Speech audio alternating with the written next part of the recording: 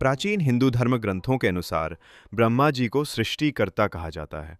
उन्होंने ही इस पूरे ब्रह्मांड की रचना की थी। सरस्वती जी ज्ञान, संगीत, कला, बुद्धि और वाणी की देवी मानी जाती हैं।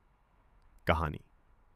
सृष्टि की रचना के प्रारंभ में जब कुछ भी नहीं था, तब ब्रह्मा जी ने ध्यान करके सृष्टि निर्माण का कार्य शुरू किया। लेकिन उन्होंने महसूस किया कि रचना अधूरी है और उन्हें ज्ञान की आवश्यकता है।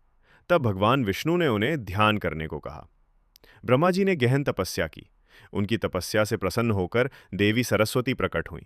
जैसे ही सरस्वती प्रकट हुईं, चारों ओर ज्ञान, कला, संगीत और चेतना की ऊर्जा फैल गई। ब्रह्मा जी ने देवी सरस्वती से प्रार्थना की कि वो उनकी सृष्टि में सहयोग करें। सरस्वती जी ने उनकी प्रार्थना स्वीकार की और उन्हें ज्ञान व वाणी का वरदान दिया। तभी से ब्रह्मा जी को सृष्टि निर्माण की शक्ति प्राप्त हुई और उन्होंने ब्रह्मांड, देवता, मनुष्य, पशु पक्षी और प्रकृति की रचना की। विशेष पहलू।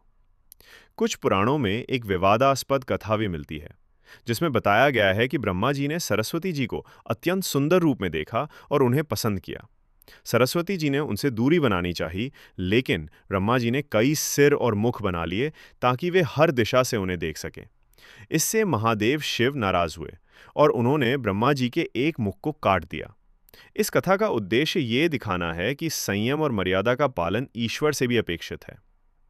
आइमोथिक्स्ट सर जीजी एज ब्रहींगस लेकिंग टॉपिक सिंपली। निष्कर्ष। ब्रह्मा और सरस्वती की कहानी हमें यह सिखाती है कि ज्ञान के बिना सृजन अधूरा होता है और सरस्वती जी की कृपा से ही विवेक, रचनात्मकता और समझ का विकास होता है। ब्रह्मा और सरस्वती का संबंध प्रतीकात्मक है, सृजन और ज्ञान का अद्भुत संगम।